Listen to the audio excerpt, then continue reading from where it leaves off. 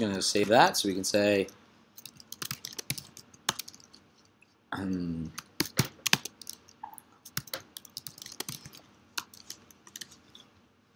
so most of the time, so this is a little different. As.date, if it can't convert it, it'll be like fail, error. The lubridate functions, if it can convert some of them, or if it can convert anything, it'll tell you usually how many it converts, and it'll also put the rest as NAs. Okay? So it tries to guess the format, usually does it really well. The only problem is sometimes you may have columns that have multiple date formats. If you can, before you get the data, if they can eliminate those or just standardize the format, that is usually good. For example, in Excel, some people have date formats already in there, and then they copy and paste different rows, but they can just format them. That may be what you want to do. That may not be what you want to do, especially because if I'm getting data from someone that the date formats are different, I might not necessarily trust them to go back and fix things for me. Okay, so there are a whole other set of functions. So the nice thing is, as well,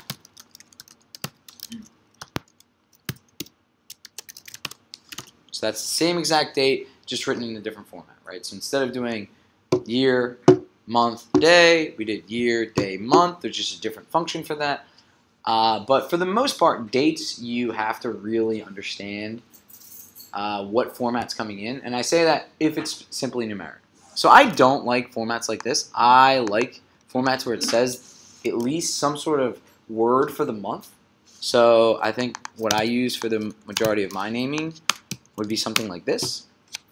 So, and you see here, we didn't say, for example, that it was delineated by like hyphens, for example. We could do the same thing like this. I'm going to take this out for right now. Oops.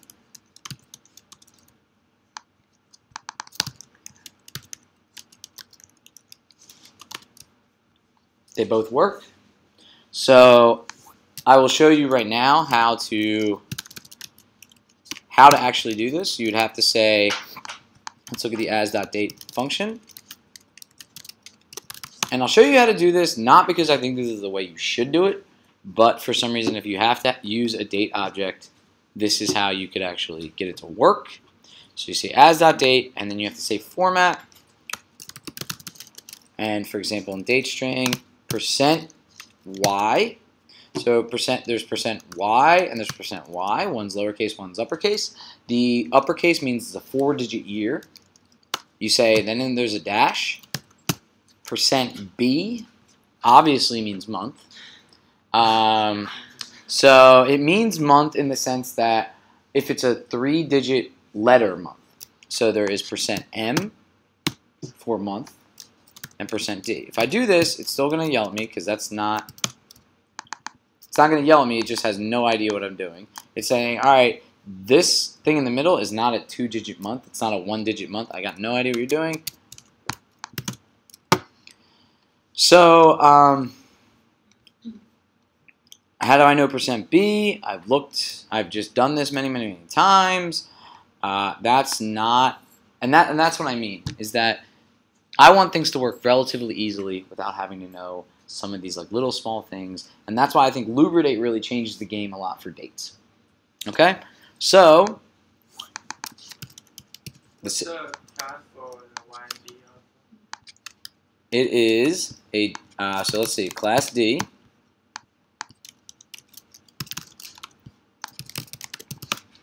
So it's a POSIX, which is a different type of date format. At the end of the day, all these things really do is convert the date strings into some numeric, right? Usually it's like, so dates are defined by pretty much two things. The unit, or like the resolution of time, so seconds, microseconds, minutes or something like that, and what's called an origin or an epoch. And the origin is like some random date that somebody chose. It's usually January 1st, 1960, So I think SAS and R use that one. I think Stata uses January 1st, 1970. So what it'll actually do when it converts a string like this to a date format, all it does is it says, let's say it's in seconds. It counts the number of seconds from January 1st, 1960 at midnight till the date that you give it. Okay? It stores that as a numeric, but it shows you the date. Okay? So similarly, like in R, how factors are stored, right? They're actually, if you say as that numeric on a factor, it'll give you like 1, 2, 3, 4, which means it stores it as a number, but it has associated labels with it. And that's the way you can kind of think about it with a date. The difference is now you can do like numeric calculations on dates.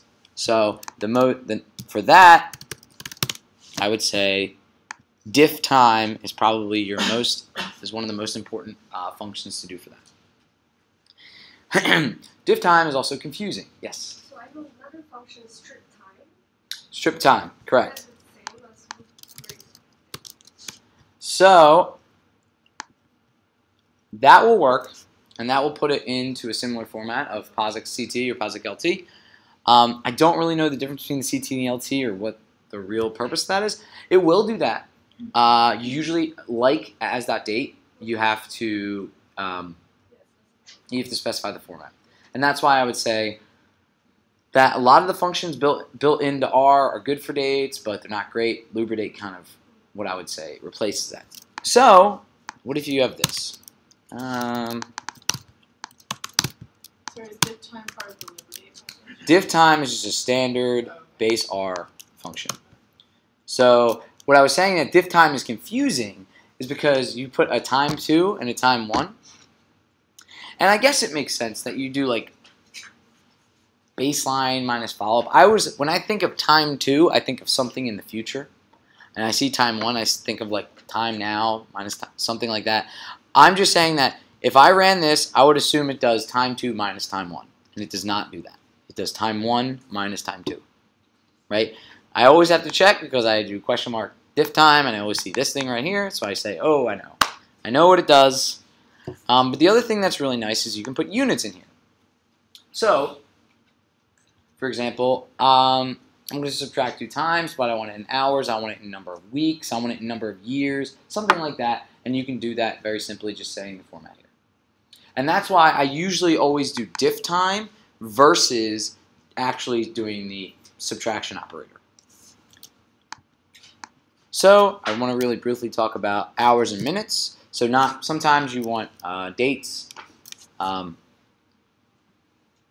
I guess 2 things. Sometimes you have a date with a time. That's very common. Sometimes you have just a time that you want to just operate on. So this is on May 2nd, 2015. I literally have no idea why I chose May 2nd, by the way. There's no importance to that. So this is the date string. It's got hours, minutes, seconds. So if I want to convert that, so if I say YMD, it's going to say, I don't know what you're talking about. So you still have to specify a format in some respects, but the format is defined by the function that you use. Does that make sense? So YMD is saying, I know it's a year, month, date format, but you don't have to specify the very, very specifics of it, that it's separated by slashes or dashes or whatever. So there are a bunch of functions that are attached to YMD. So YMD underscore H, which means if you just have hours, if you have minutes, if you have hour, minute, seconds. Okay. So again, this is just a different type of date format. If I say as that numeric, it'll give me the number. I think that's the number of seconds since January 1st, 1960. Right? And again, that date, I don't know, has no relevance. It's just something everybody's like, this is the date we're going to say is our origin. End of discussion. We're moving forward. Oops, sorry. Let's say that. So you can see that if you say as that numeric, it'll give you those number of seconds. The only difference between these two, right, is that this assumes it's at midnight. This assumes it's at the time I specified. So 12:30 in the morning, 15 seconds. Okay? So let's make some dates.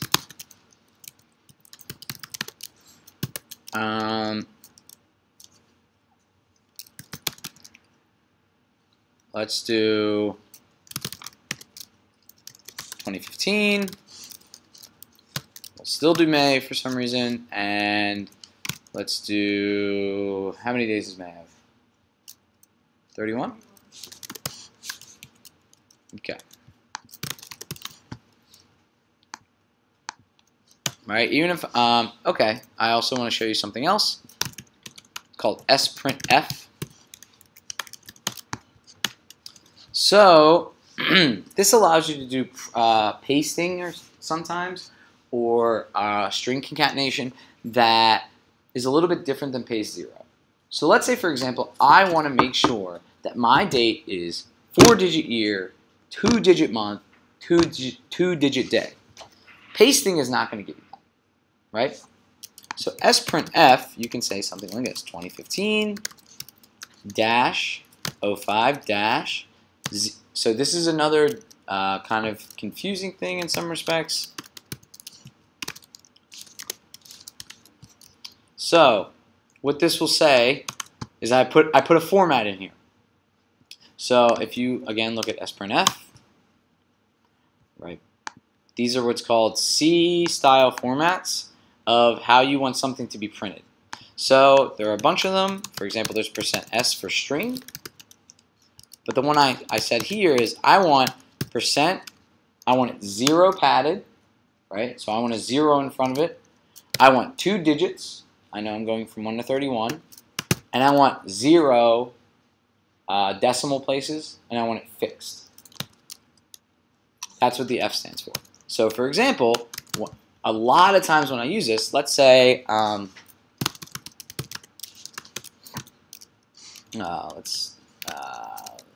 min 0 max equals point. Let's say these are p-values, okay? A lot of times I will use 0.3.3f, right? So I like to have zeros for my p-values, and it'll round my p-values to 3 digits. It'll always have a 0 in front.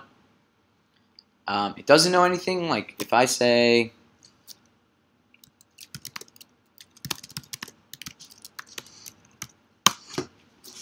it won't know to say, obviously it doesn't know it's a p-value. It won't say like less than 0.005 or something like that. But a lot of times I will use this type of printing to format my p-values, for example, in the table. What does the first 3 mean? Sorry, 0% just the format starter. 0 means I want a 0 in the front. 3, I mean I think I could actually, you're right, I think we could do this. Yeah, sorry about that. I didn't mean to do that. 3 means, the first 3 means I want up to 3 digits for the, what is it? The whole number. I don't know. It's like significant. It's kind of like significant digits, right? There is a signif function, but it won't necessarily round things. It doesn't, that rounds things to significant digits, depending how you want it. But a lot of times I know I want like 3 digits for my p-values or something like that, and I'll do this. And then I would say, for example, x2 is this, x2, x is less than like 0.001, so some lower threshold.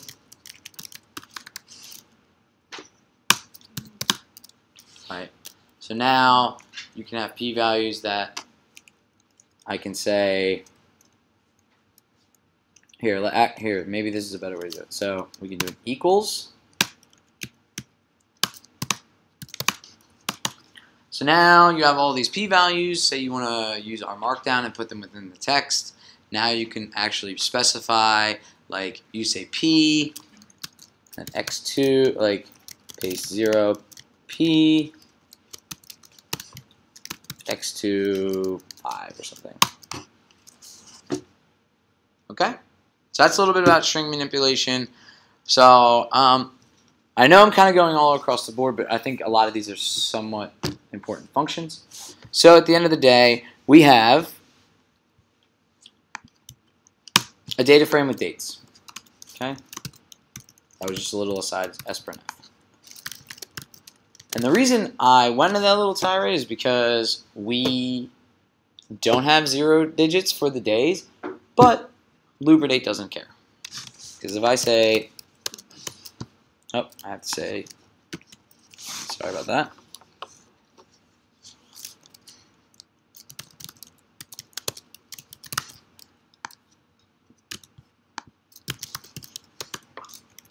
So if I say YMD, still understands. Got it. None. Okay? Does that make sense? How about the time difference? Like you have a standard time UTC, but sometimes we get data from another country, so the time zone is different. Yep. So you can say the time zone, depending on what you want. Okay? Now, this is one data frame, and let's say I'm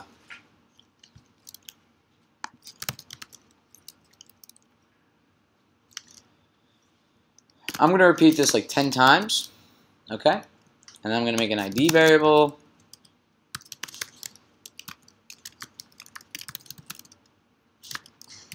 Okay, now,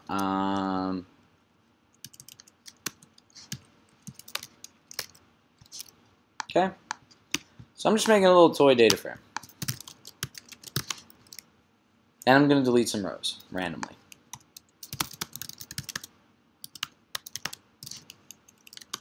So S of the indices, whoops, size, let's say 20.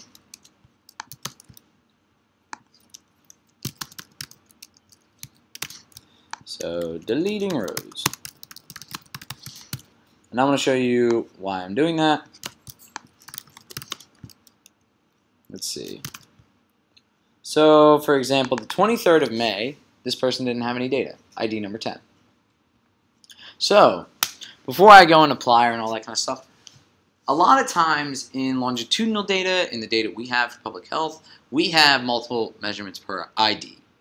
Right? Not only that, we can have like 10 nested type things, right? Where it's like persons within site, within region, within, keep going. So a lot of times you want to do operations over some of those factors. So for example, if I want to do time from baseline, right? Let's say the very first row of a person, so for example, we all know that the way I specified it, that May 1st, 2015 is everybody's first day, right? But that's not always the case. Let me df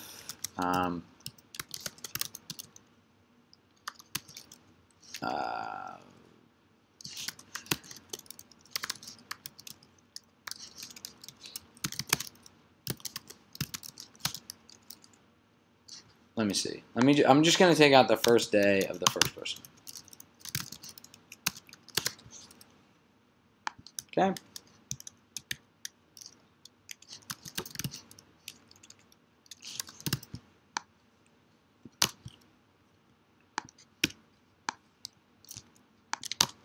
So, if you have any questions on this type of syntax, let me know.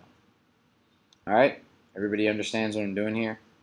I'm just grabbing where it's this, where it's the first, and this equals 1, and I'm taking all the other ones.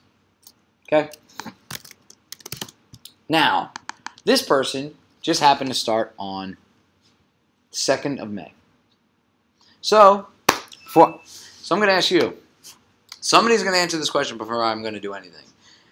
How would you get the instead of the day, have it converted to days since baseline? So for example, this would be 0, this would be 1, this would be 2.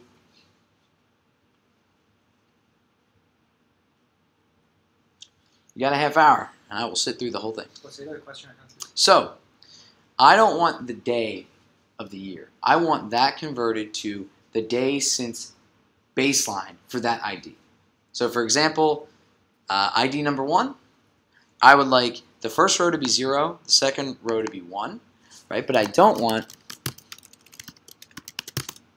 I also want this to be, for example, 25 days post baseline for this ID. Mutate the comma. Okay? So what would I write? Mutate yes. It's called day 2 equals to day minus whatever day is the baseline. But it's different for each person. So like the row where If you have a row, specify minus the other row, specifying the baseline for each So- ID. So what am I writing? Do you have another row baseline there? This is all I got. You have what I'm saying. This is all we have. I have day, I have ID.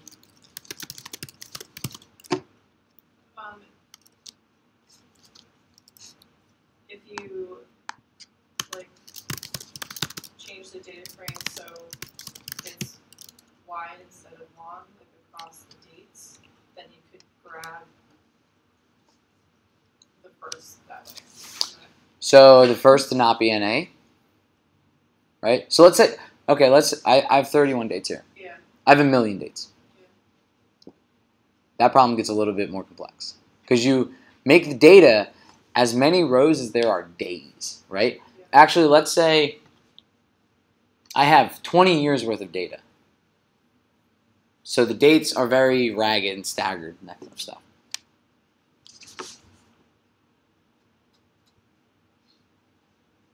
All right, you. I don't know your name. What's your name?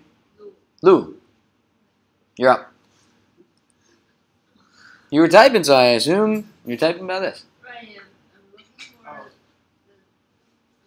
Oh. what is the Mutate function. That's a good question. Let's talk about that. So I just want questions. That's all I want. So mutate. Jeff will talk about this today. It's in the dplyr package. There's also one in the plyr package. We're not going to talk about that one. So these functions are great. The help files are very, very confusing. Just to specify that. I mean, I love Hadley's work, but like, if you read that and you get it, you don't need to be in this class. Like, if you're like, oh, TBL, all main verbs are S3 generics and provide methods for them. If that makes like 100% sense to you, you're probably fine. I don't know who that makes sense to. Not to me. But mutate and transmute are functions that will allow you to add new variables, right, to your data frame. So that was a good suggestion. I like the mutate. So I'm going to try. You should group by ID and then summarize the smallest for each. All right, I'm going to do that. Group by ID. And I think it's summarize. Okay. So you're a very dplyr guy. I've seen you use this a lot. No, I mean, I'm saying that I don't use these functions that much, but this is great. So let's say diff time day. I think I could do day. I might be able to bracket like that. I'm not sure. I think I can.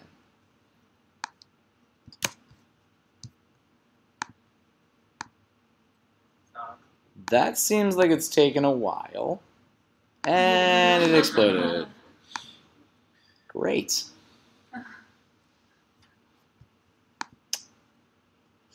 All right. Well. Oh no. Did I save that? I hope I did. It wasn't. It was not saved. Great. Well, it might have been, but it was still random. Yeah. All right. We got some stuff. Phew. I was about to be like, all right. That was scary. And I'm not calling on people because I think this is an easy task. I think this is kind of a hard task that R is not so simple to start with and simple to do. And this is one of the, I think, biggest critiques is that a lot of other software, this is like their bread and butter, right? This should be easy, in my opinion. What was it? YMD, DF, day. So I kind of started in the plyr before dplyr. So plyr, you do this group by statement. You would group the data by something else, and you would do operations. Although it's maybe a bit slower, I'm a fan of the plyr functions. So there are a set of them, ddply. So the way plyr functions, sorry, the ply functions, right? So those who used apply, lapply, tapply, I would say for most intents and purposes, this is a drop-in replacement for that. This should replace those functions. So there is ddply. That stands for, the first D means I'm putting in a data frame. The second D means I want a data frame out. Okay? And the format is a little bit different. Let's use mutate.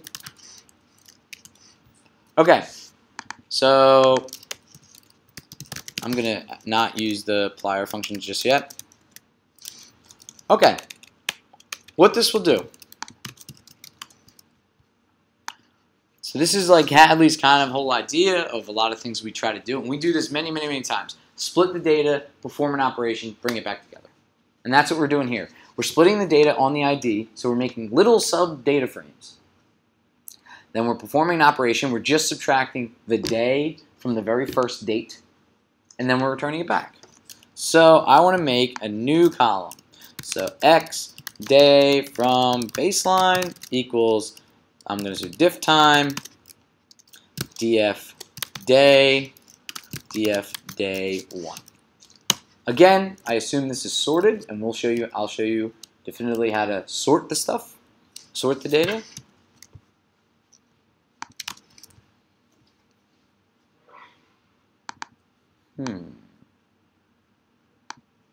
Oh, I'll use X font.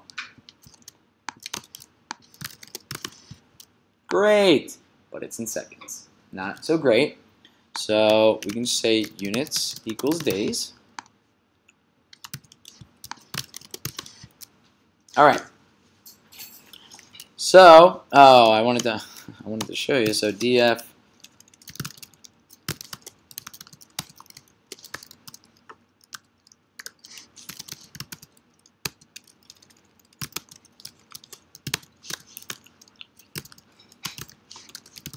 I just want to take out that first one just to show you that it didn't do something. What?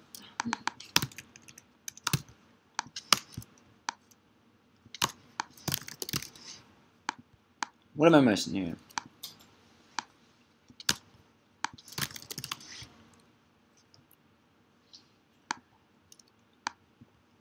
Interesting.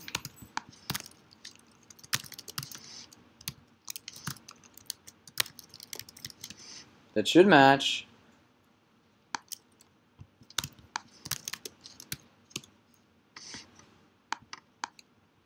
Okay, I don't know what's. You're replacing day again. There. Yeah. Yeah, we did replace day with the. I don't know, but it took out the first day. Okay, I don't know what's going on there. So, right, this actually does what you think it would do.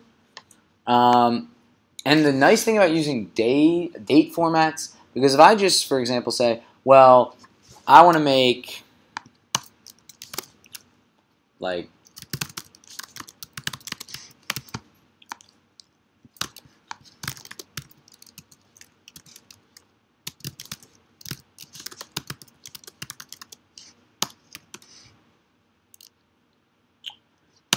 so for example,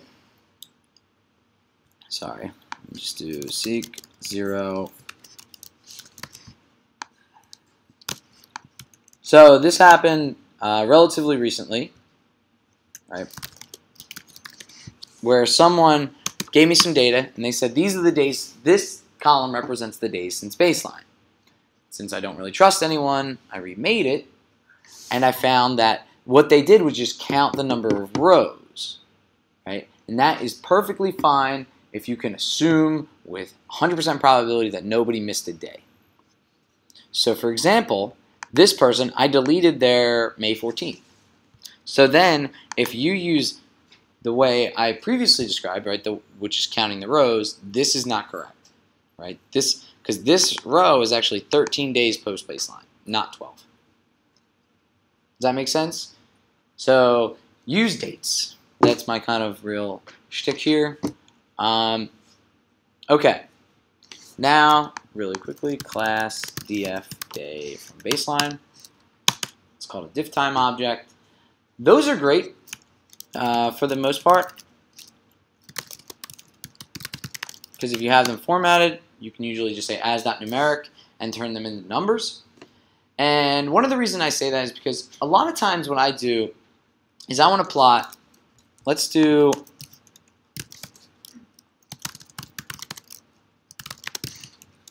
I want to do some plots in ggplot.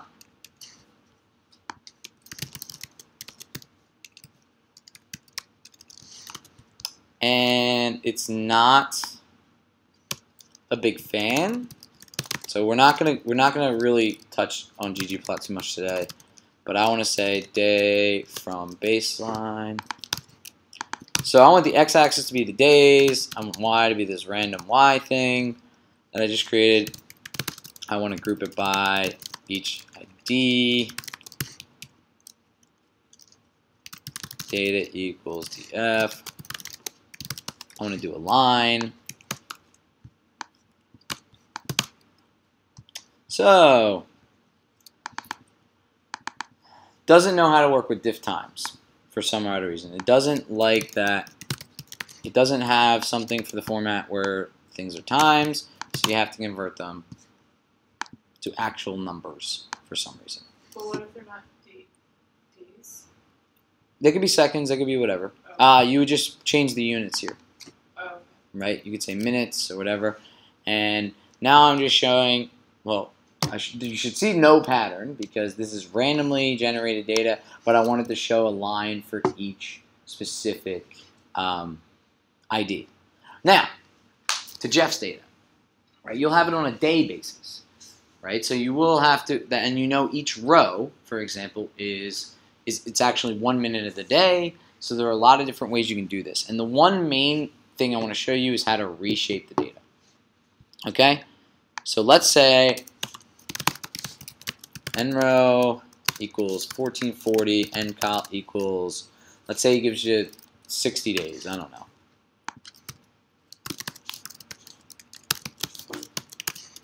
Okay, so this is all the Fitbit data.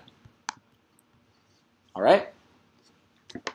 Now, this is nice. This matrix format is nice because when we reshape it, I can just say that every single row, I know it goes minute 1, minute 2, minute 3, minute 4, minute 5, over and over and over again. So there's a lot of different ways you can do this. I will talk about 2 of them.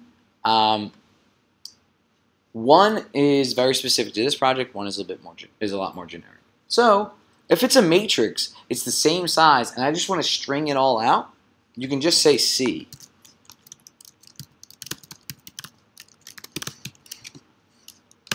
Right? So C will just take the matrix and string it out into one really long vector. By row. So it'll do it by column. So R goes column by column by column by column, right? And one way you can always check that, right? So let's say C mat 1441 equals mat 1, 2. Right, so that's saying the 1441, right? So after you strung out the first column, then it goes to the next column, and is that equal to row 1, column 2? And that's true, right? And so I can say like 2. So whoops. So it goes by column. So now is it a frame? Then we could say the number. So we know that what the data is minute 1, minute 2, minute 3, minute 4, all the way up to minute 440 or 1440. Then minute 1, minute 2, minute 3, minute 4, minute 5, minute 6. Does that make sense? So each column is a minute of the day. Each column is 1 day. And if we strung it all out, then there should be 1,440 records per day. So we could say min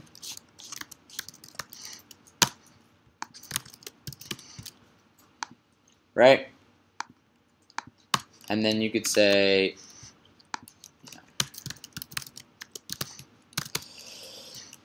so say day 1 is YMD or YMD 2015 05 01. So the nice thing about this, day 1 plus 1, right? So if you add to a datetime object, it assumes for some reason you mean seconds. That's kind of its like lowest common denominator. So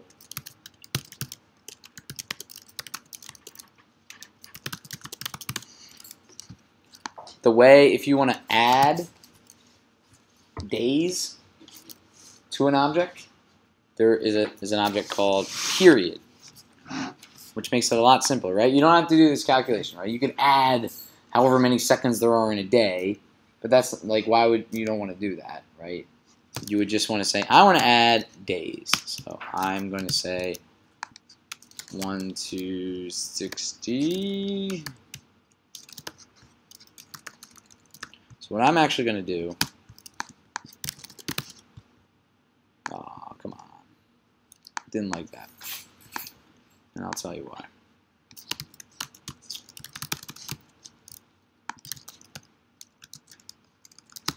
Okay, so let me go over this code explicitly.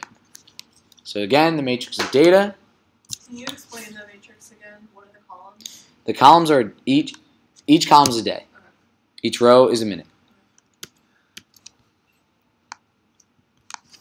So if you want to, for example, add, like, you know, in Excel when you say like one date, then the second date, and you just drag and it like fills in all the rows of that with like the next day, like the 3rd, the 4th, the 5th, and it jumps to the month. Oops, that's what I want to do. So what I want to do is I want to add a day, right? So I want the columns to be like from May 1st, 2015 to like 2 months after, right? So 0 to 59 days. So I just want to make each column tail, right? I want to go from May 1st to June 29th. But if you just add like numbers to that POSIX objects, that object that you get out from this, it'll assume you're adding seconds, so you have to use this as.period to add things other than seconds. You can add years, you can add minutes, you can add seconds. It doesn't matter what you want to. It matters what you want to add, but you have to specify that in the unit. Is this clear? So if I say as.character days 1, it'll give me that.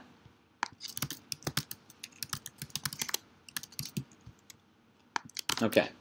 All I wanted to do at the end of the day is have each column of the data set be the actual date. Okay? So I don't know how Jeff's necessarily going to give you this.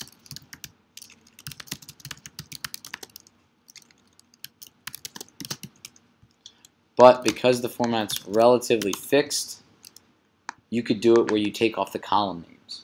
Or, for example, what if he said the first column was December 15th?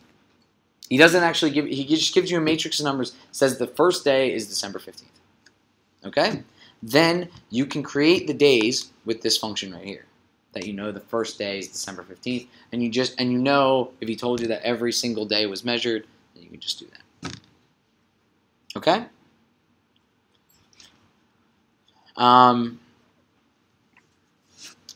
Yeah, so I have no idea what he wants you to do. But the code we talked about here, let's grab a couple days. Let's say, oh, that is not. Yeah, is that repeating? That is repeating. So it's not that. It's not correct. Right? This is not right. So we need to repeat each one of them. Each equals 1440 times. And minutes? The minutes are here. So if you want to, now let's say day time, right? Ooh.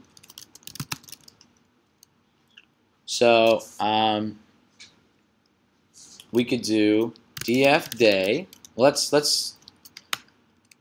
me step one. I'm gonna make this into a format, right?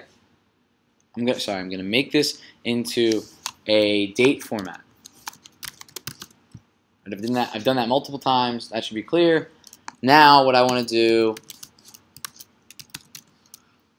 df day plus as dot period, df min units equals minutes. I think mins.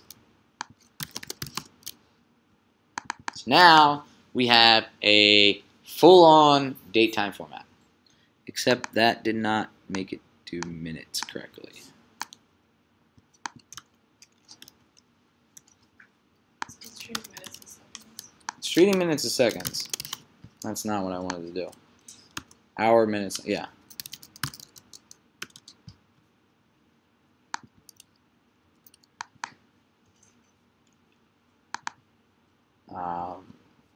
There's like leap seconds and all that stuff. I think I might have to write.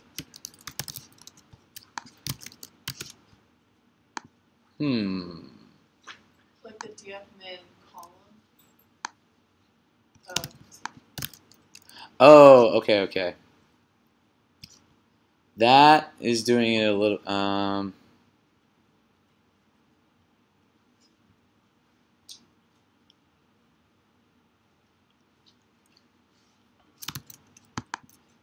That's weird.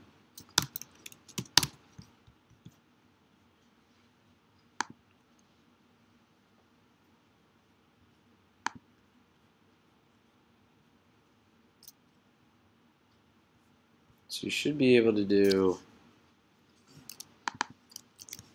new period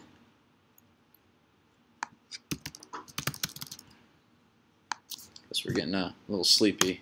It's a little boring for some. No, it's very, so I will be very clear. This is not, dates are one of the hardest things to deal with in like any system. Because one, as you can see, there's like three different, like two packages kind of interacting, like base R and this. So I don't care necessarily about this. I'm just going to do it the dumb way, where you say df min times 60.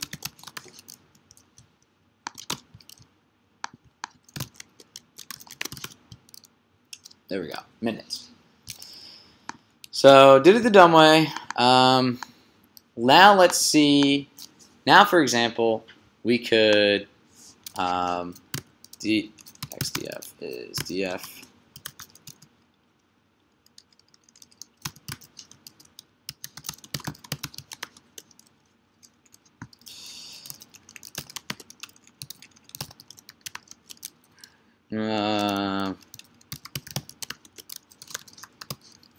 let's just do the first week. Sorry about that.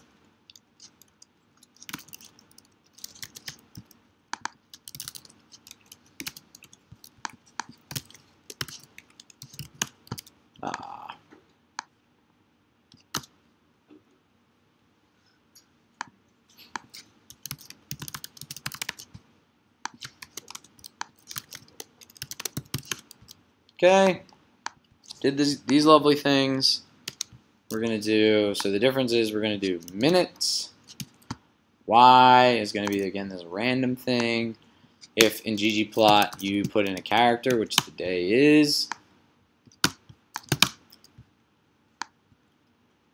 you'll treat it as a factor.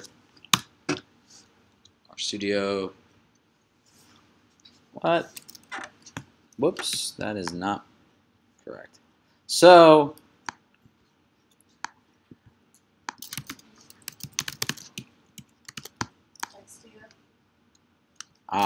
correct.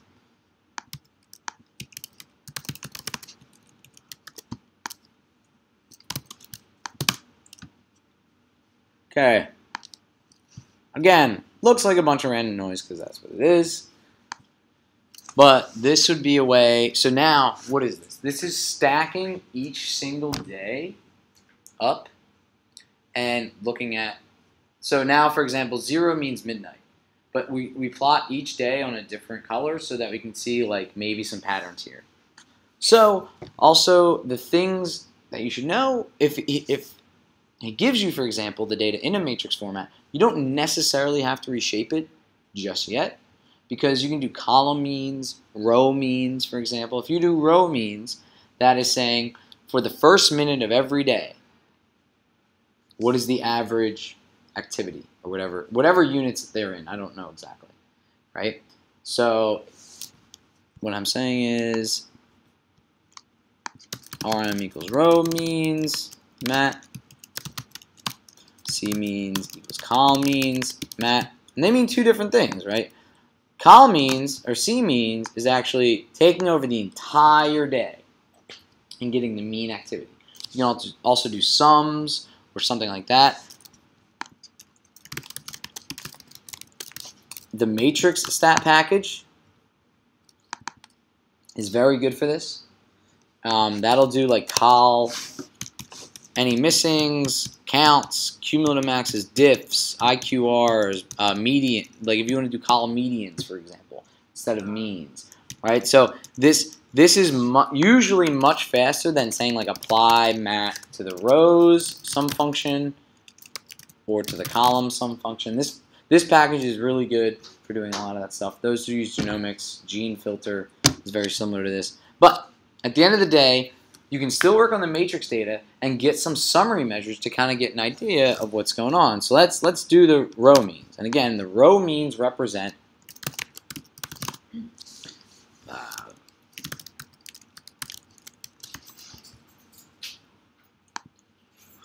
this is the average y, whatever y is, at this time of every day that we've been given. Okay? So for example, a value of 0 means on average at midnight over these 2 months, there was no activity. Right? Again, the data he should be giving you should be positive in the sense that it should be 0, greater than or equal to 0, and probably should be, it will most likely be steps or something like that, so it'll be like Poisson count type data.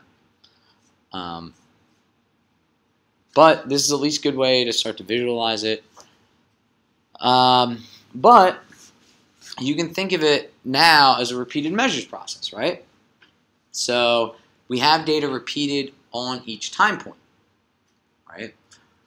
And if we want to do some modeling, let's say you have some other information about it. I don't know if you will or if you won't, but at least this data would lend itself to a Poisson model, right? So again, you like a GEE model, so library GEE pack. So GEE GLM would probably be something that you want to look into, where the formula would be the outcome,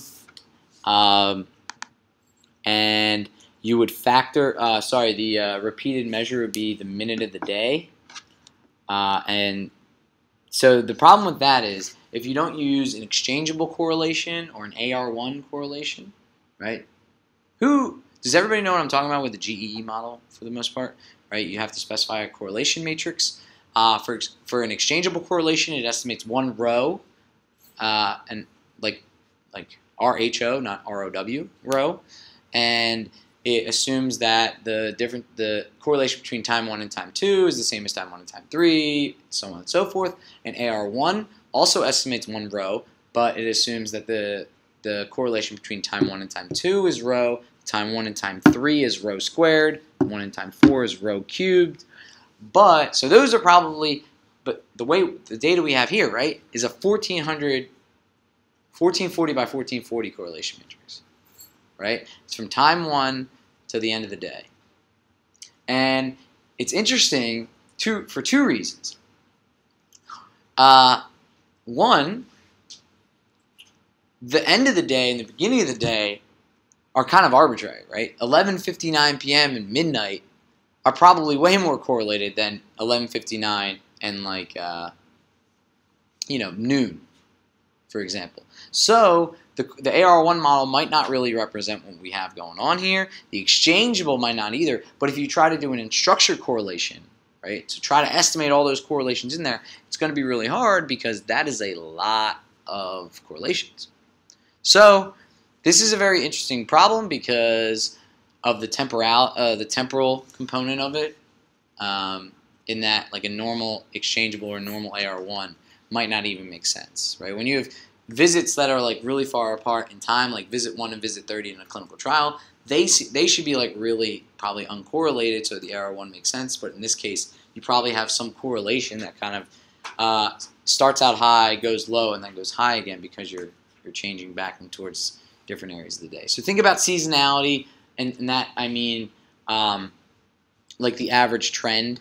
So, sorry, the thing we just plotted, right? That was a really bad example because, again, it's normal data. But you will see that the average curve probably looks, he's probably sleeping at some point. I don't know about Jeff, but like, maybe from 2 to 4 a.m. he's sleeping consistently. So those average rows or the average columns can actually show you. And there's other things you can really see. Like if you do an average of a day and you really see not a high value at all, maybe he was sick. Maybe he was, like maybe he took it off. That's the other thing that's really going to be important here is to try to identify probably regions or times where the thing is not active. And so you can look for long periods of zeros, for example.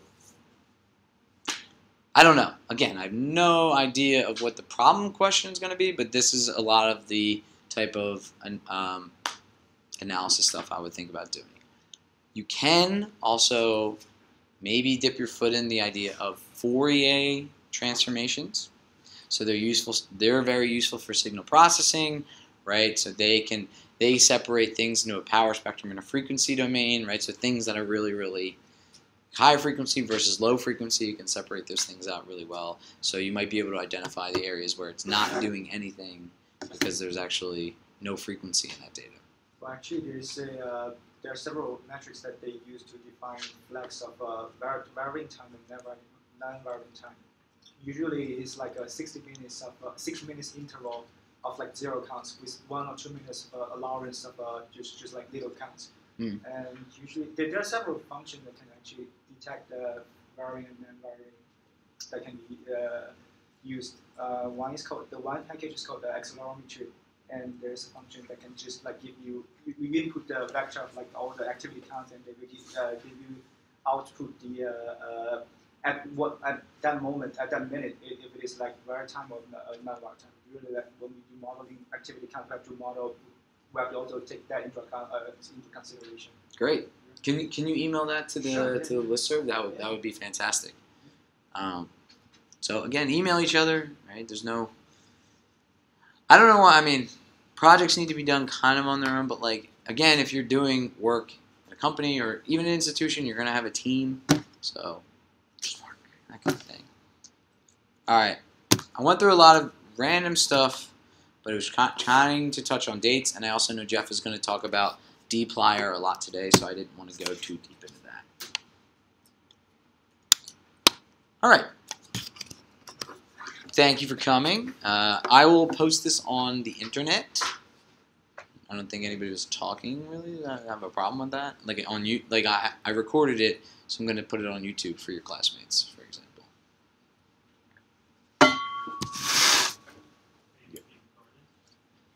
Yes, I said that at the beginning of the lecture.